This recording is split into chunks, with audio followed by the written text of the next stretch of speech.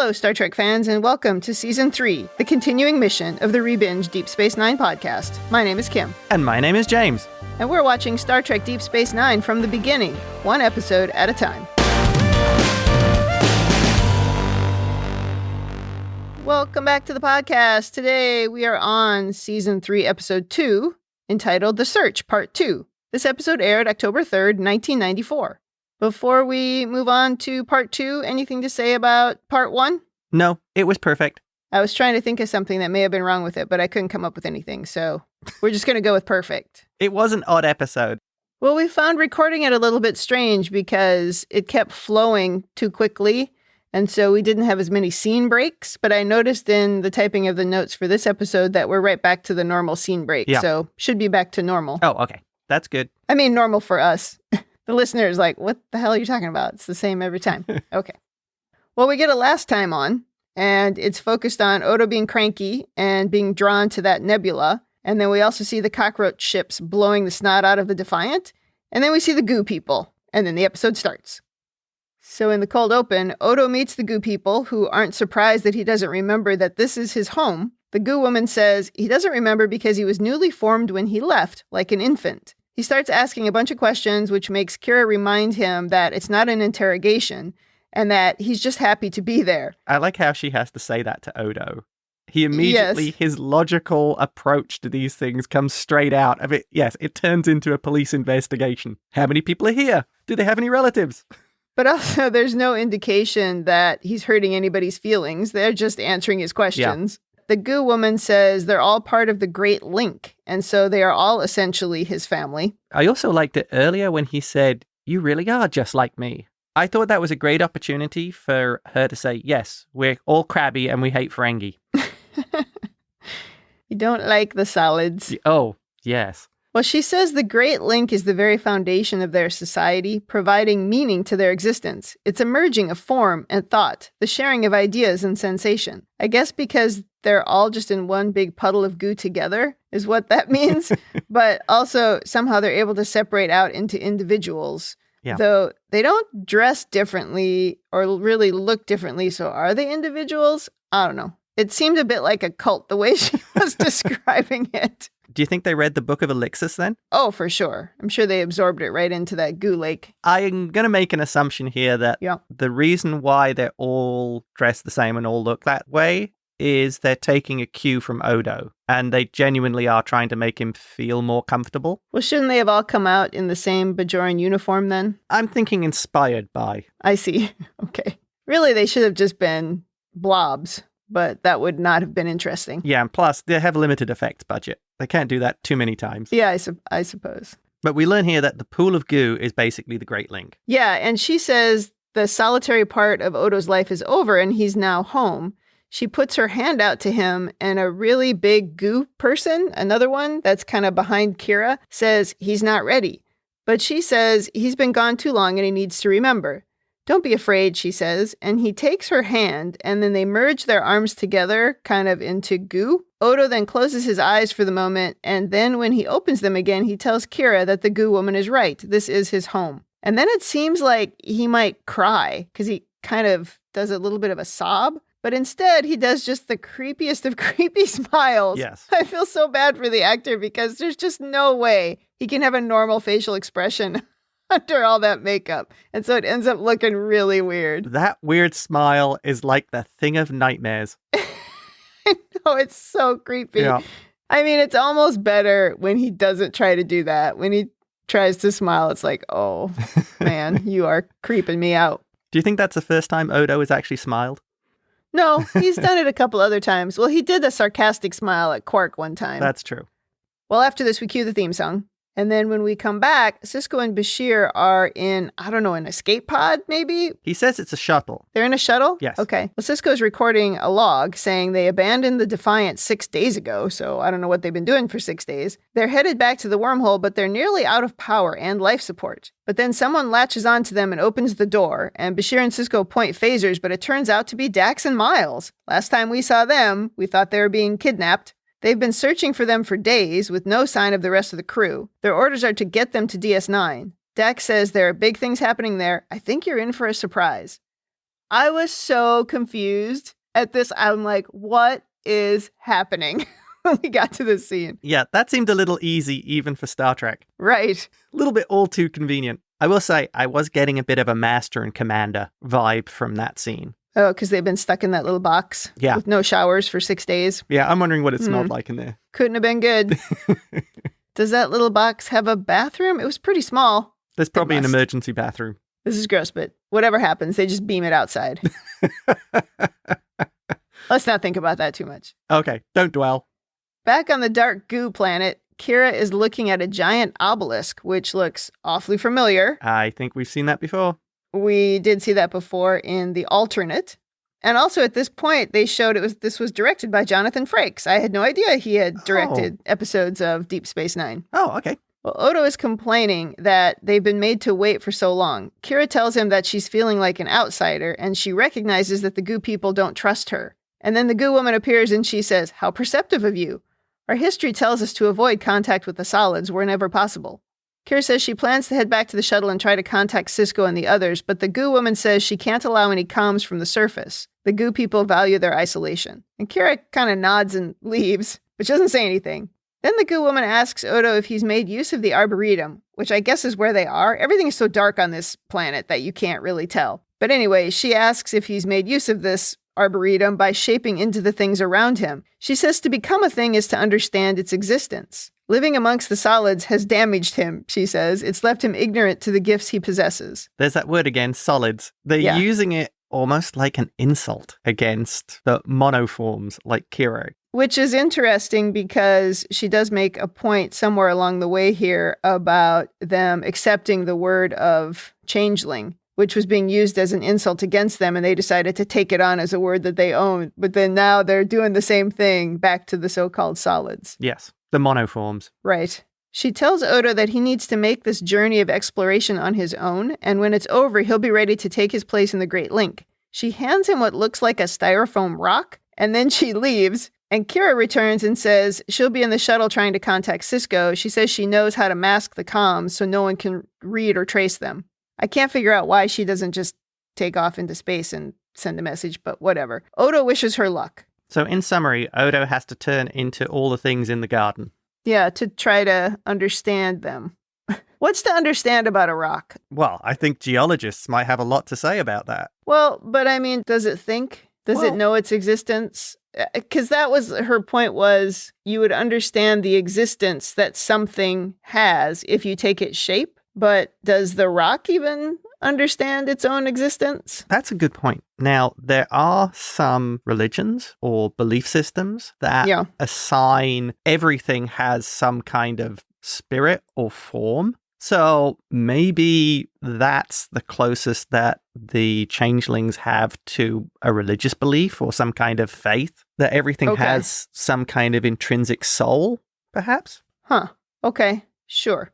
Now we go to the station, and Sisko meets with Admiral Nechayev, who says his mission was an even greater success than they'd hoped. Which, I mean, at this point, I was like, what the heck is going on? They didn't find the founders, which was the whole goal, and try to convince them of peace. So I don't know. I was so baffled by this whole thing. I kept thinking, I hope they tell us what happened, because we don't know. Nechayev says that a delegation from the founders is meeting with representatives from the Federation Council. And she says, we think we'll have a treaty in a matter of days, which it's only been 6 days that the attack on the Defiant happened. So this is all obviously happening really fast. Oh, yeah. No messing around. Right. It turns out that Dax and Miles were handed over to the founders, and Dax convinced them that they were intent on peace. So Sisko wonders if they're trustworthy, and Nechayev says it's a risk worth taking. And she says that one of the founders requested an audience with Sisko. So now we go somewhere, I don't know, somebody's quarters, not sure where. And Sisko meets someone named Borath, which I kept typing Borat into my notes, but okay. He appears to be a Vorta, like the woman Eris from the Jem'Hadar episode who pretended to be a victim and wasn't. And also said she was not one of the founders and said that maybe they weren't real, right? She was implying that. But now here's someone who looks just like her who's saying he's a founder. Well, he makes some excuses, like you were pointing a phaser at her. Yeah, he tries to convince Sisko that it was all one big misunderstanding and they were feeling threatened by the Federation's incursions into the Gamma Quadrant. But he says, you risked your life to bring us a message of peace and friendship, and we decided to accept your offer. He says an alliance between the Dominion and the Federation will be beneficial to both our people. Sisko looks skeptical, and that seems justified at this point. Well, what's funny here is the way he says everything. It seems disingenuous. Borath? Yeah. He is not trustworthy. He doesn't say it with a great deal of enthusiasm. Yeah. I will commend his acting at this point because he said all these things, but he said it in a way that you really don't trust him. And I thought that was a really nice touch that he managed to put into that. Right. Somehow he's saying the words, but you don't really believe the intent. Yeah. Exactly. Like he's trying to sell you something. Yes. It's like Quark called you up and said he had a really good deal for you. Yeah. Except he's even more transparent because you just always know Quark is out for number one. Whereas this guy is just like, but we're friends. Right. It's very suspicious. Yes. Well, now we go to the promenade on the second level, and Garak is happy to see Bashir has returned safely. He says he was worried about him, and his lunches haven't been the same without him. And there's a Jem'Hadar soldier just like hanging out on the promenade, which is very weird. While Bashir says he's anxious for things to get back to normal, Garak doesn't think that's likely to happen. He quotes an old Cardassian saying, "Enemies make dangerous friends, and I fear the Dominion will make a very dangerous friend indeed." That is a really good saying. I think it's the first sensible thing we've heard from a Cardassian. Yeah, it's certainly astute. Yes. They round the corner and run into Sub-Commander Tarul. That's the Romulan who is helping on the Defiant with the cloaking device. And probably spying on the Federation at the same time. Most likely. Well, she got into a scuffle with Starfleet security. She was protesting the exclusion of the Romulan Empire from the treaty negotiations. She says every great power in the Alpha Quadrant has been included except for the Romulans. She says if a treaty is signed without their approval, it will mean war. Uh-oh. So do you think she was standing outside the conference room with like a little sign with unfair to Romulans, walking up and down chanting? I'm sure she had a picket sign right outside the door. Yeah. Unfair to Romulans. That would be a very funny little cartoon to see. Now we go to Kira on the shuttle trying to send a signal, but the computer says there is external interference and the transmission can't go through. I still don't see why she doesn't just go up into space and make the transmission, but whatever. I guess she didn't want to leave Odo behind. I guess. She probably didn't trust the Goo people. Well, maybe it's dangerous in space because that's where the Jem'Hadar are. Oh, that's true. Yeah. She might not want to attract Jem'Hadar attention. Maybe. Well, the computer identifies the interference as thermal radiation from a subterranean power source, which is very ominous. Odo pokes his head in, saying he's been shape-shifting into things for 2 hours and he doesn't get it. He's annoyed that he hasn't learned anything and heads back to his bucket. That just cracked me up. Like, I've been turning into rocks and plants and I don't get it. I'm going to my bucket. I did like his line because it ties back to what you said earlier. He can become a rock, but I have no idea of what it is to be a rock. Right. And he's already done that. Like, remember how many times he said he turned into a sofa or a chair? Yes.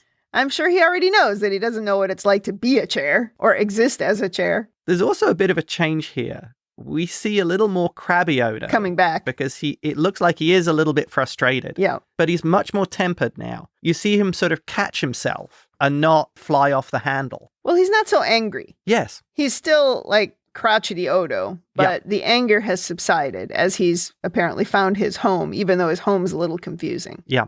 Now we go to Sisko's office, and he asks Admiral Nechayev why the Romulans have been left out of the treaty talks. She says the founders requested that they be left out because they felt like they'd be too disruptive. And also at this juncture, I'm like, don't you think they might be doing this on purpose to actually cause a disruption and stir up trouble? I mean, sometimes the Federation is so dumb. She says if this treaty is signed, we'll never have to worry about the Romulans again, which is the real clue. Yes. She seems like she's such a pawn to the dogma, right? Without having any real grasp of what the outside influences are. This seems to be a common theme with admirals. when they get to that rank, they seem to lose track of reality and stay very focused on their ivory tower. Well, and I always wondered if that was a statement about politicians or leaders or something in Star Trek. I think so. It ties back to Sisko from the previous episodes. It's easy to make sweeping judgments when you live in paradise. I can only think of one really good admiral, and that's Vance. Were there others? I might have to go back and watch some episodes. Kirk was the only other good admiral. Yeah. But he wasn't an admiral for that long, and we never really saw him as an admiral. You know what I mean? It was brief. Okay, that's true. So it looks like they're trying to set up a treaty as bad as the Cardassian one. Yeah, exactly. It's very strange. And the Cheyev is involved in this one, and we already know she has a background of ignoring reality. She's the master of the bad treaty. Yeah. And at explaining it away. Like, just live with it. Yeah. This is what we decided. Do you disagree with Starfleet policy? Yeah. Can't you see this is the right thing? I've been told that by leaders before. Not by, well, I suppose indirectly by politicians, but certainly by managers or people above my manager generally, trying to convince me that their stupid idea was clearly the right way. And it's just for crying out loud, where do you live? It may be bad and it may have failed multiple times, but this time I'm sure it will work. Yeah. Yeah, we have literally been there. And I got my big office, so what's the problem? Back at Goo Planet, Odo is asking the Goo Woman why they dislike humanoids so much. Why don't they give her a name? I just keep calling her the Goo Woman because I don't know who she is. Anyway, she points out that he's been more fortunate than most changelings in his interactions with the solids. Then she says the Great Link told us that many years ago our people roamed the stars searching out other races so we could add to our knowledge of the galaxy. Like the Borg, I thought. Yeah. We went in peace, but were met with suspicion, hatred, and violence because of the fear of our abilities. She says we were beaten, hunted, and killed until we arrived here where we made our home. In their isolation, they still wanted to learn about the galaxy, so 100 infants were sent off to gain that knowledge. The urge to return home was implanted in their genetic makeup. Thanks to the passageway, which I assume was the wormhole, Odo is the first to return home, but he's about 300 years earlier than planned. So it's interesting there's 99 more of them out there. Yes, so he's the first one to make it back. Although, earlier on, she said he's been gone too long. Yes. Now, if he wasn't expected to return for another 300 years, what exactly did she mean? Well, I think the fact that he's there, she was just making a statement that he's been away for a long time. Yeah. So we need to remind him what it's like. But she wasn't making the comment about that he had come home earlier than planned. It was a different level of emotional intelligence. Interesting. So we do learn here that Odo's race have very long extended lifespans. Yeah, we don't really learn the length, but yeah, we know it's at least 300 years, yeah. Because if you notice, she almost avoids answering the question of how long he was away. Right, she does avoid it. She just says a long time or something. I'd be pretty sure she knows the exact date they sent him out. But also, how does time pass on a rogue planet? Well, exactly the same way as it would normally. Yeah, but how do you track it? If there's no sun. Well, time would still pass. Clocks and timepieces and the vibration of cesium atoms would still be exactly the same. The vibration of atoms? Yeah, that they use for the atomic clocks. Wow, that is a deep cut. Sometimes you and I don't live on the same plane. Well, Odo here says it's different than he imagined, and she tells him how great everything will be, and then they do the arm goo thing again, and then they kind of ooze together into one big goo statue. They're really doing the shape-shifting special effect a lot in this one. I wonder, too, if that's maybe why it was so dark, because they didn't have to be really good at it. Ah, so you can sort of hide the flaws in the CGI at the time. Yes, because it's very dark. Now, I kind of feel for Odo because he's gone back to his homeworld, he's found his people, and he discovers that they are literally loaded with bigotry against others. Well, it's true. Insane, powerful ones as well. And also, they're telling of the story of how they went out into space and they were hunted and persecuted. Yeah. Is it from their perspective? Is the real truth something different? They were aggressive control freaks who wanted to dominate everything and ended up fighting wars against every other race. Well, everybody tells history from their point of view, so the only point of view we have is hers at this juncture. That's true. So you get their perspective, right? Which may or may not conform to reality. Yeah, your mileage may vary. Yeah, but we did answer the question from the previous episode of whether Odo had it hard-coded or it was a signal being sent out. Right, and it was implanted in him. Yeah. Back at the shuttle, Kira is asking various objects if they're Odo, which cracked me up. It was like when Quark knocked on the table a few episodes back to see if he was Odo. Yes. Speaking to different things around her, she says she's going to try and track the source of the interference. If she can't neutralize it, she'll have to leave the surface. But she says she's glad he made it home, and she's sure everything will work out fine. And then she laughs because she's talking to a tree, and she doesn't even know if he's there. And off she goes with her tricorder, and ultimately she finds a door embedded in a rock wall. She wonders out loud why shapeshifters would need a door. Excellent question. And the computer sensors can't see beyond the door. Well, it could be where they keep all their buckets. But they're in liquid form in the lake of goo. Oh, that's true. They don't need buckets. Maybe some of them have a hang-up about being seen in liquid form, so that they have that door for the ones who are like Odo and don't want anyone to see them. Or maybe if one of them catches a cold, it has to stay out of the lake so that it doesn't give everybody in the lake the cold. It's a pandemic protector. I'm going with it's the shy ones. Okay. Sure. Or the young ones. It's the nursery. It's the goo nursery. The goo nursery. Oh, yeah. I have never said the word goo so many times as I've said in this episode of the podcast. Now we go to Quark's, and we've got Jem'Hadar wandering around. Quark gives free drinks to Miles and Bashir. He's in a happy mood because he overheard the Jem'Hadar talking about how the treaty will be signed soon. And he says he has a dream that all races will one day stand in peace around the Dabo tables. Oh my God. That's perfect for Quark. But at this point, you must have known something was up. Quark giving away drinks for free? Nope. Oh. I thought he was feeling in the green, or whatever the equivalent is of Latinum, but because so much was being spent at the Dabo tables by his new friends, the Jem'Hadar.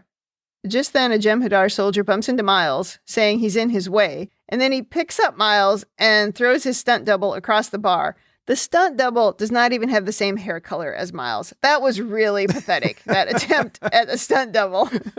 I paused the screen because I was taking notes, and I was just like, who's that guy? Oh, that's supposed to be Miles. Yes.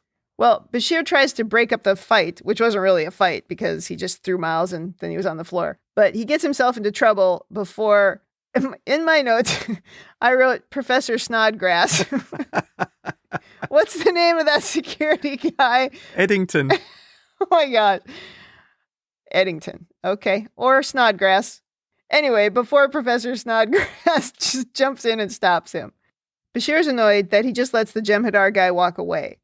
He says, they aren't aware of our rules and customs. We're supposed to give them a wide berth. That's what Snodgrass says. He's just useless. Bashir asks if that means they're allowed to do whatever they want. And Snodgrass says, remember that, Doctor, before you get into another brawl with them. It's like, oh man, this is not going well. So the Jem'Hadar basically have the run of the station without any rules. Yeah, or repercussions. Yeah. Now we go to Sisko's quarters, and he's having dinner with Jake. Sisko's distracted and poking at his food. He doesn't have a good feeling about the Dominion negotiations and how they're happening behind closed doors. Dax comes storming in, very annoyed that she's been transferred to the Lexington as their new science officer. And then Bashir calls to complain about the Jem'Hadar. And then we jump to Sisko storming into the room where Nechayev and Borath are meeting, demanding to know what the hell is going on. Oh, he is full of just glorious indignation. Absolutely. I love this Sisko. There's that righteous passion again. Yes. She tells him the Federation is pulling out of this sector. All Starfleet personnel on DS9 are being reassigned to other posts. Our plans for Bajor are on hold. Bajor will now be the Dominion's responsibility because they'll be running this station. Uh-oh. That is scary. He makes such a great point. Why would they make a treaty with a very secretive people that they barely know or could barely trust? It's a good question. He wonders how the Bajorans are going to feel about this whole thing. And Borath says they'll be protected by the Dominion. And it seems like they've also handed the wormhole over to the Dominion. Yeah. Admiral Nechayev says it's the price of peace. Well, the price is too damned high, Sisko shouts. What is the Federation even getting out of this? Our friendship, Borath says creepily. Isn't that enough? And then the Admiral says Sisko is also getting promoted to captain, which is an important step toward that admiralcy he's always wanted. Borath says it's the beginning of a new era. Congratulations. So, yeah, right. She's trying to buy off Sisko in this scenario. Nice. This is the first time I got suspicious about what was going on. Because I wondered here about how she knew about his desire to become an admiral. Because that seemed like a thing that he talked to his friends about, like Cal. I doubted it was something he actually told to Nechayev, he does not have a great relationship with. Well, she doesn't really have a good relationship with anyone. Well, she's very unlikable. Back on Goo Planet, Odo flies in as a big bird. He says he just had the most remarkable experience. For a few moments, he actually knew what it felt like to be an Arbizon vulture. She realizes this means he'll be staying here for a while, and he says he's enjoyed working with her.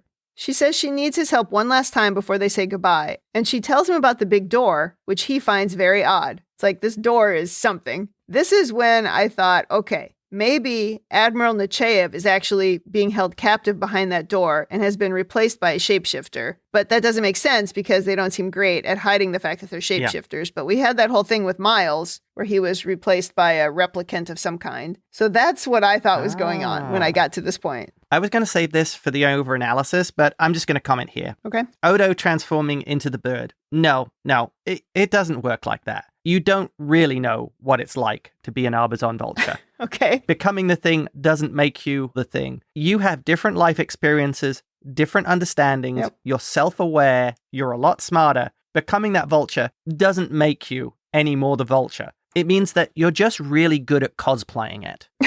It's like putting somebody in a chicken suit, a really good chicken suit, and saying, now you understand what it is to be a chicken. Well, they really don't understand these things. And I think this points to the arrogance of the shapeshifters, that they think that's what I was going to by say. Becoming that thing, oh, I fully understand it. I know everything about it. No, you know everything about it from being in your perspective and turning into it. That doesn't make you an expert on it. And that doesn't make you understand how it thinks and behaves. Yeah, that's what I was going to say. This is just an example of their arrogance of the situation where, oh, I was a vulture for 5 minutes, so I know now what it's like to be a vulture. I mean, it might be different with the sort of lesser brain type species like that, where you get the feeling of what it's like to be a bird, that feeling of gliding above everything. But that doesn't mean that you can now relate to birds. Exactly. That is exactly my point. It's like living as someone walking in their shoes for an hour or something, and suddenly you can understand what they've been through or who they are.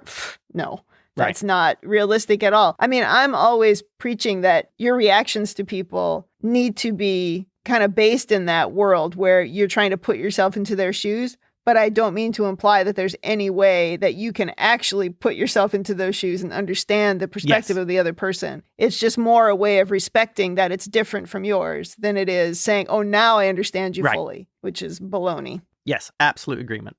Now we go to the station, and Sisko's having a cup of coffee at the Replomat, and Garrick drops by his table. He's come to tell him how impressed he's been by how Sisko's run the station for the last 2 years. But then he says he's sure he'll be back before too long to fight against Bajor. And I'm like, what? And Sisko kind of sighs. He's also heard the rumor that Bajor has forged a pact with the Romulans to stand against the Jem'Hadar and their allies. That seems very bad. Yeah. Garrick shares Sisko's unease over this newly signed treaty. He says the only explanation is that our leaders have gone insane, and there's nothing we can do about it. They seem to realize here that maybe they're on the same page and this whole treaty business is just ridiculous. And then Sub-Commander Tarul comes running down the passageway shouting for Sisko. She's being pursued by 2 Jem'Hadar who shoot her in the back, and she falls into Sisko's arms. He hands her to Garrick and gets into a fight with the Jem'Hadar, who eventually knock him out. That does not seem good. They're already starting to hunt the Romulans. Yeah, and that's why that thing that Nechayev said earlier about, well, we won't have to worry about the Romulans anymore, is so ominous. Yes, very ominous.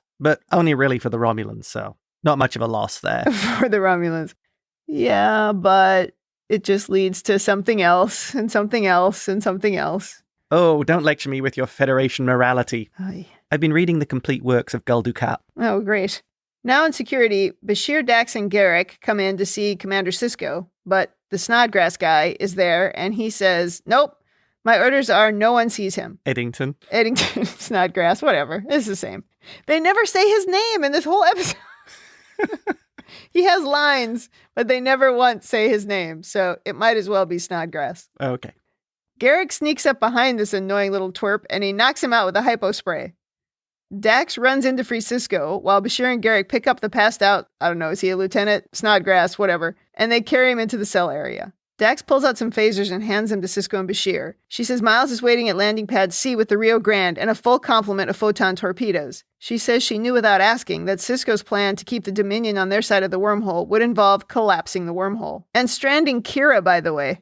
I like this a lot. This is one of the first times I think we've seen how well Dax actually does know Sisko. She knows him well enough from one of her 8 lifetimes. She understands where he would be with this, that this has crossed some line and he's going to stand against it. Yeah, I think you could be right. It does seem like we had it in one other episode, but I can't remember right now what it was, so I'll just agree with you. I think you're right. This is showing she understands where his sense of justice or morality, where they lie. Well, maybe his moral compass is visible to her, yeah. I quite like it when they illuminate that friendship like this. They don't do it very often, absolutely. They do it in little pockets, that little part of playing God where Sisko kind of gives her a speech about how, you have to tell this guy what's going wrong with him. You can't just avoid it. It's your responsibility. And I think he understood a lot about that moment because he understood Curzon so well and he knew what a hard time he always gave the previous recruits, right? So that little pocket of a conversation was pretty good. And yeah, so I see your point. I was mostly worried they were going to leave Kira in that other quadrant, by the way. I'm sorry, who? Yeah, they haven't even mentioned, where's Kira and Odo? Nothing. Well, they all agree that this is what needs to be done, destroying the wormhole. And Bashir says, I guess this is the end of our Starfleet careers. Garak thinks it's silly to worry about their careers when they're very likely to all be killed executing this plan. I loved his gallows humor. That seemed just perfect for the character of Garak that we've seen. He would almost make light of what they're about to do. Yeah, what's the point of worrying about that? We're all going to be dead soon. Yeah, exactly. Back on Goo Planet, Odo has determined that the door is actually locked from the other side, meaning it's intended to keep somebody inside, not keep them out. He tries using his shape-shifting abilities to work on the lock. Back on the station, Sisko and team run into some Jem'Hadar. Garak tricks them and then shoots them, but he ends up getting shot himself. And as he goes down, Garak says, Doctor, I won't be able to have lunch with you today. Again, that gallows humor. They leave him there, dead apparently, and head to the landing pad with the Jem'Hadar in pursuit. Fortunately, as Dax is with them, there's nobody to turn on the docking clamps. That's true, and there's obviously nobody in ops to turn on a tractor beam. Odo also has worked those clamps, and he's not there either. So yeah, there's nobody there. Nobody knows how to do it. And also, Miles is on the shuttle. He probably disabled everything. Oh, that's a good point. Also, in this escape, Dax was shooting everyone. We haven't seen in a while one of those little boxes that disables all of security. Maybe Miles has one of those, and he just put it up everywhere. He's been collecting them because they keep on turning up all the time. Yeah, he's like, oh, here's another one. So they take off and head to the wormhole. Nechayev orders them to return, and Borath says he's going to send the Jem'Hadar after them. Sisko says, well, warn them there will be no reinforcements for about 70 years. Nice. And then they fire photon torpedoes into the wormhole, and there's this big explosion. At this moment, I kept waiting for Kira to come flying through the wormhole. I figured she'd gotten that door open and she was going to come through the wormhole with the real admiral, but that's not what happened. Instead, the wormhole collapses, and you're like, oh man. And then we go back to the goo world, and Odo gets the door open. And right behind the door, we find two Jem'Hadar just standing there waiting for them to get in, I guess. Uh-oh. And they lead them deeper into the cave where we find Sisko and the whole team all strapped to tables. So not Nechayev, It's everybody else. And Borath is standing there, and he says they're running an experiment on how they would react to the Dominion's attempt to gain a foothold in the Alpha Quadrant. We were curious how much they were willing to sacrifice to avoid a war, and they're proving as stubborn as I'd feared. Well, I'm glad to hear it, Odo says. And Borath says, well, that's a problem, but not one I have to solve. But I do, says the goo woman, who approaches from behind. Kira asks if they belong to the Dominion, and the goo lady says, Major, the changelings are the Dominion. Boom. And finally, we get some info. And the big reveal. Odo is not happy, and he says, so you're the founders. He looks just shocked. Yeah. Auberginois, again, how, with all that makeup, do you actually manage to give a shocked expression? I don't know. He does a good job of getting emotions across with that face he can barely move. Yeah. It's a definite talent. It's sort of the body language and the eyes. Yeah. Another example of why he really managed to bring that character to life. Yeah, it's pretty impressive. Well, ironic, isn't it, she says. The hunted now control the destinies of hundreds of other races.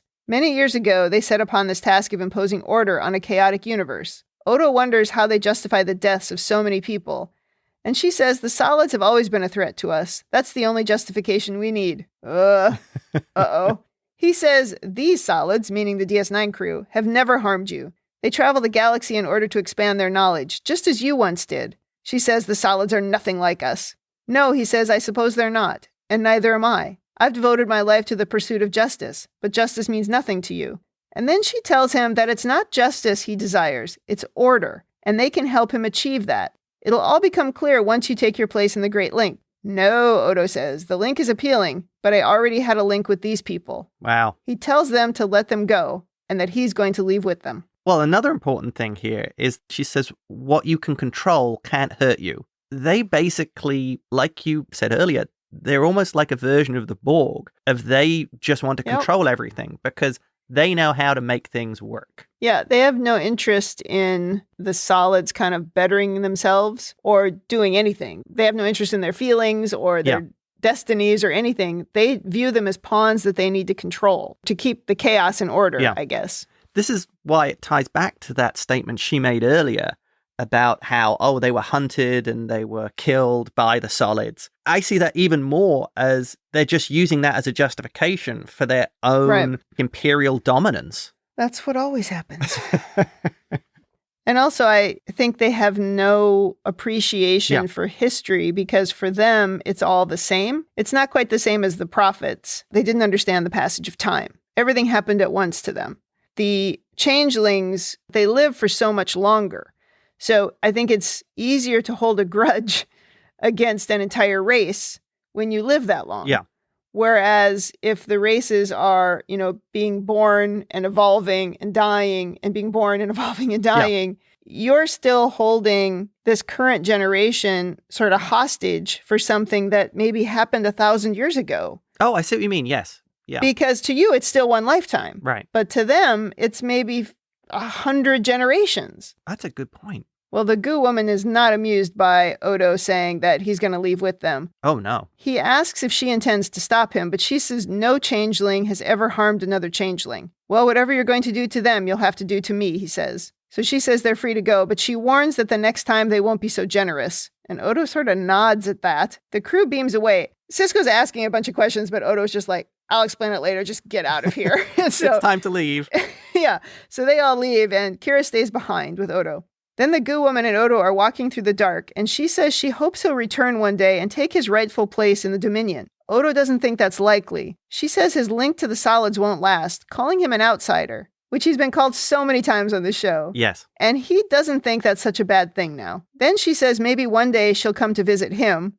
Yikes. Oh, yeah. She says, perhaps she'll come visit. The Alpha Quadrant is racked with chaos. It could use some order. Yeah, it's very scary. If that isn't a negative foreshadowing, I don't know what is. Yeah, it's very scary. He says imposing your type of order on the Alpha Quadrant may prove more difficult than you imagine. Well, we are willing to wait until the time is right. She says, we'll miss you, Odo, but you'll miss us even more. And then she returns to the Goo Lake. No, I don't think he will. And Odo stares really longingly after her. The whole thing was, I would say, ominous and profound at the same time, that scene. Oh, I think so. Well, Kira takes his hand and calls the Defiant to beam them up. The end. I have a name for the pool of goo. What's that? Lake Fascist. Oh, jeez. Fascist Lake. Well, I think the most shocking thing to me is that somehow I didn't know any of this. I don't know. This show aired 30 years ago. This is all news to me. And I didn't see any of this coming. Which is great. That's my favorite way to watch a show, is to not know anything that's coming. It's all new to me. It's all a surprise. I was surprised by the entire thing. I was putting like whole stories together of what I thought was going to happen, and none of those things happened. It was great. I could remember most of this. Well, sure. You've seen it. It's the small details that I don't remember, but the big story arcs, yes. Right. Well, do you have more over-analysis? Yes, there's a few things I think we can talk about. Okay. This actually is related to your point of the younger generation or newer changelings being held hostage by changelings that potentially were very old. And clearly their racial knowledge is passed forward, so changelings know what's happened in the past. And I assume a lot of their attitudes are formed by that, and their hostility towards the solids and their bigotry against them is informed by that. And plus the potential for storytelling. Oh, we're the victims in this. We're just doing it for everybody's good and to save ourselves. As far as we know, they could be the most brutal Cardassian-esque imperialist empire the universe has ever seen, but paint themselves internally as, we're just doing this for the good. Right. And I think Odo, because he hasn't been held captive to that, it's very telling where she says he's an outsider because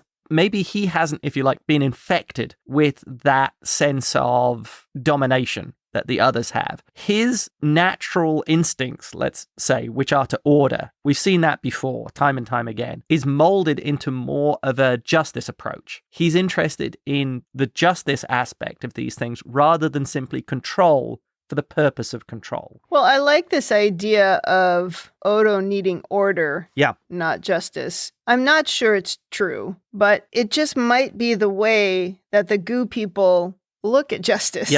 Is to them, it is just order. It is control. It's no chaos. I know what's going to happen because I have complete control of the situation. And if you think about Odo, that's what he wants on the station. He wants to control everything so that the chaos is tamped down. And he has learned a respect for the humanoids because he has found that they do care for him. Not in this, not in the previous episode, they made a point of him being crabby. But before that, he saw people care for him and look after him. He certainly loves Kira in a way that he doesn't fully understand and we haven't fully explored. But I think he has a unique view into, I want to use the word humanity, but you know what I mean. The sort of solids. Boy, it's tough when they're not humans, like the Bajorans. What do you call the humanity of a Bajoran? Humanity? Bajoran? Bajoranity? The Bajoran nature. But my point is, she's right in that he does value and search for order. Mm-hmm. The difference is he's impacted by the emotions of the humanoids, which they're not. They don't respect them as creatures who deserve anything. And Odo, because he's on his own and he doesn't have that kind of control, he's had the ability to learn that, gee, maybe they do respect me, respect each other, and deserve something. That, I think, is what tempers that control aspect, the order aspect, into his version of justice. But remember, he said, boy, I can't remember the episode, but he said he felt like deep down, like it was part of his people to care about justice. Yes, he has said that. And I'm just saying he's right, but he's able to look at what that is as something else. Whereas the Goo people can only look at it as order. Do you think that's because they've separated themselves off from everyone else? Sure. That they've had this isolationist approach and look at everything else as outside, as a problem? If you never left your house, which is a terrible story to say in the pandemic because we are all stuck in our houses, but if you were actually just in a box and for hundreds of years, so not just a year or 2 years or 5 years, but hundreds of years, and you were still alive, but you had no interaction with anybody other than maybe one other person, you two are going to fear the outside. You're going to try to keep as much control over what you have as you can because this is all you know. This is your world. You're going to lose respect for everybody else because you don't have to respect anything else. There's nothing else to respect. So I think the fact that they have isolated themselves has turned them into isolationists and has given them this attitude that nothing else makes any difference. The solids they're not even inferior. They're meaningless. Right. That's a really good way of putting it. That is how they view the others. The derision and sort of bigotry when they refer to them as the solids. It's different with the Cardassians occupying Bajor because there were still people in the Cardassians who were helping them. You know what I mean? There were still pockets of resistance, like Maritza is a good example, or the people from Profit and Loss, who had their own ideas about things. There's still these pockets of people in there who could sympathize or empathize with Bajorans. And could change Cardassian society. Yes, and that's not what this is. This is much worse. Yeah, I would agree with that. Okay, the next thing is, wow, do they ever have fantastic information about the Federation, about Deep Space Nine? If they can create this simulation and have Sisko and the others completely unaware that they're in a simulation, that means their level of intelligence gathering, of data gathering, must be next level. Well, I didn't quite understand if they were getting their information from the actual minds of these people who were part of the simulation, or if they had gotten it through intelligence gathering. Because, for example, I thought, how did they know what Garrick would do or how he would speak or what he would say? Yeah. They must have either gotten that information from some kind of surveillance. And even then, how are you surveilling Garrick that you're learning anything about him? Or they're taking it right out of Bashir's brain. That's a good point. I did not consider that they'd taken it from the actual brains of the people, that they'd been able to read them. The Garrick thing really bothered me. Yeah. Because I was just like, I don't get it. Somehow they knew Garrick. I don't know. And that's my point. Yeah. Did they conduct surveillance on the station? How do we know one of the tailor's dummies in Garrick's, or one of the chairs, isn't actually a changeling who's been spying on him this whole time? Oh, well. Exactly. I hadn't thought about the changelings actually having infiltrated the station. They certainly could. So I was impressed with their ability to run a very convincing simulation. I have to tell you, when they blew up the wormhole, I was like, do we not have the wormhole on the rest of the show? I mean, I fell for the whole thing. Hook, line, and sinker. I'm impressed that they managed to do that. I'm sure people did at the time, too. Although at the end I said, oh, it's a Twilight ending. Oh, dear. It all never even happened. Yeah. Okay, I think my final point, which is also slightly to do with the simulation, is I think it's funny that they made the Federation act in such a terrible way and be willing to make such a dreadful treaty, and Sisko and the others didn't figure out that something was completely out of place. They took action to stop it, but they didn't think that any of it was fake. Right. So it points to the founders having a level of understanding of the Federation, the sort of political expediency and arrogance, I'm going to call it arrogance, and corruption that's within the Federation, that they're prepared to do awful things, to have a bad treaty, and expect their people to go along with it. And Sisko and the others basically go along with it until the very end, where, if you like, they're forced to make a judgment. But all the way up to that point, Sisko, despite passionately saying, what the hell is going on, is prepared to let it happen. Well, you see what I mean? Yeah, but I don't agree. Uh-huh. I think they proved the opposite. You really? If they had actually come up with a treaty that made sense, they might have gone along with it. All they proved was that they would fight back, even though it meant ruining their careers and not following what the Admiral said. And it was only a matter of days. It's not like years. Sisko wanted to get involved, right? Yes, it took him a while before he did, a few days, because he was just like, I don't like that this negotiating is going on behind closed doors. But then when he said, I need to talk to the council before anything is signed, she was like, oh, too late. It's already signed. By the way, we never saw a council. There was no, because there wasn't one. Nobody was there. Nothing happened. That would have been my question. It's like, where are these people? They'd spent all the budget on the morphing effect, so they couldn't bring any more extras in. Oh, that's true. I don't know. I'm just so surprised by what you're saying, because I thought the opposite was true. I thought when they pushed it to a certain point, that's when they flipped over. Yeah, but it just didn't take long to get there. But all the way up to that point, the excluding of the Romulans, the transfer of Dax, all these things, they were willing to let it happen, or they didn't find it so surprising. I think that's my point. They didn't find it so out of place that they would go, hey, I see. Something's wrong here. The Admiral isn't behaving the right way. The Federation wouldn't do this. You see what I mean? Well, okay, but this is the part where the Dominion is not going to have the emotional intelligence to understand. Yes, a bad treaty happened before, but what they don't understand is that negativity will add up. It doesn't necessarily make people more complacent. It can sometimes make them less complacent. Yeah. So they weren't aware that, see, you guys accepted this crappy treaty, so clearly you'll just accept another even crappier treaty.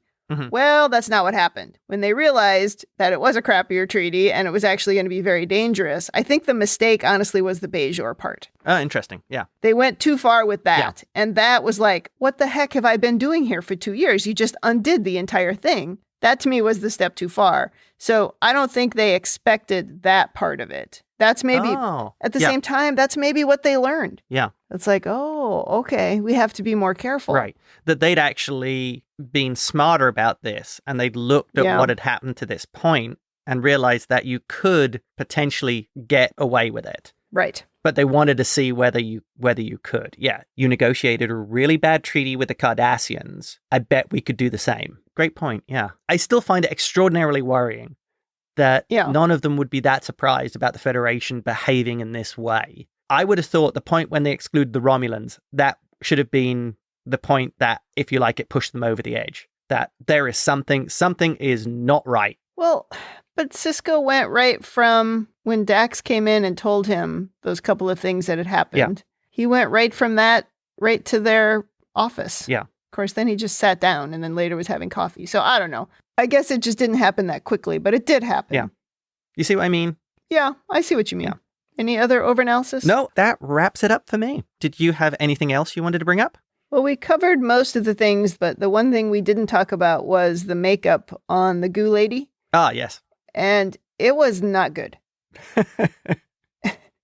There was one scene where the two of them were walking. I think it was the one at the end where you could literally see the makeup. And it was very off-putting. And obviously, she wasn't as used to acting with that makeup on as Odo was. And I think it was maybe also kind of causing some problems like around her mouth and around her eyes. Yes, when they were in the cave. I know what you mean. When she's talking to Odo, it's like the corner of her mouth, the makeup is almost starting to break up. Yeah. As if it wasn't really designed for very much movement. A lot of times you see Auberginois, when he's talking, you don't see a lot of movement in the mouth. Right. And I assume that's because he learned that you can't do a lot of mouth movements or everything cracks up. But also maybe they had a more permanent way of doing his because they had to do it every day. Right. And maybe they weren't quite as good with the guests. I hope if she comes back, and I'm confident she comes back. I believe I've seen her in other scenes. Yes. Hopefully they improve her makeup. Okay, well, we covered my overanalysis things there too. So I'm just going to go to women in the future. And I'd like to talk a little bit about Kira.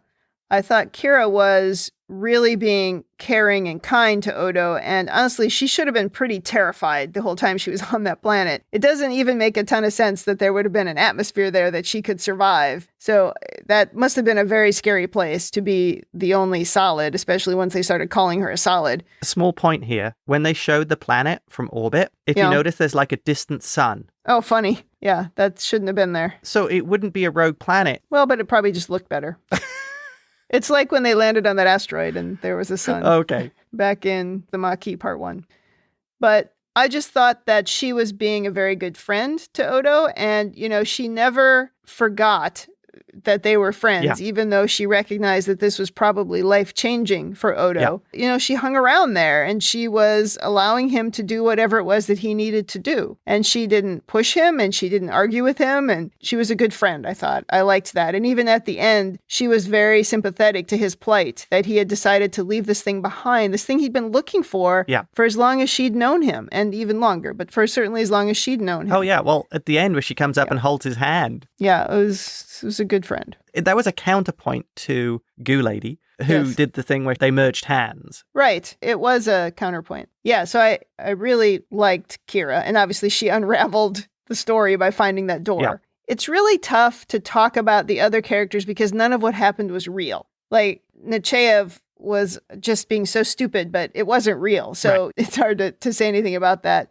But I didn't think they did a disservice to her as a female character. And the same with the Romulan and the same with Dax. I don't think they did any disservices to the female characters, but they didn't advance them because all of it was a simulation that wasn't particularly real. Yeah. So I don't think I have anything else to say about women in the future, just that Kira was good in this episode.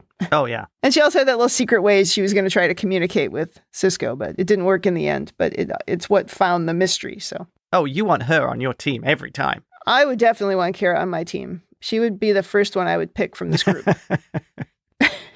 No doubt. Okay, well, let's do rating. Thumbs up, thumbs down, or neutral. I don't think I need to ask, but what is your rating? Thumbs up. Thumbs up for me, too.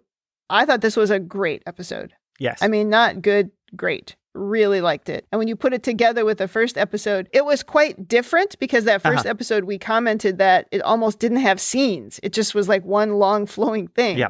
And this one had the scenes, more like the traditional version of this show. But when you put them together, it was a nice, complete, compact story. And I really liked it. And I'm glad that Odo finally got some answers. And I'm also glad that they were not good answers because we need that for the development of Odo. Yes. To some extent, I would say so. You see why this is kind of a dark show. Oh, very dark. Yes, for sure. But what's important on a dark show is the bonds of the team, because that's what's important to me in life, as I've said many times. So I appreciated the bond of Kira and Odo here. That was a big thing. And then even that little thing we talked about with Dax knowing what Sisko would have wanted. Yeah. Even though that was a simulation, it was still the two of them were involved. So you got to believe that that is really what would have happened. Yeah, exactly. So yeah, I like that.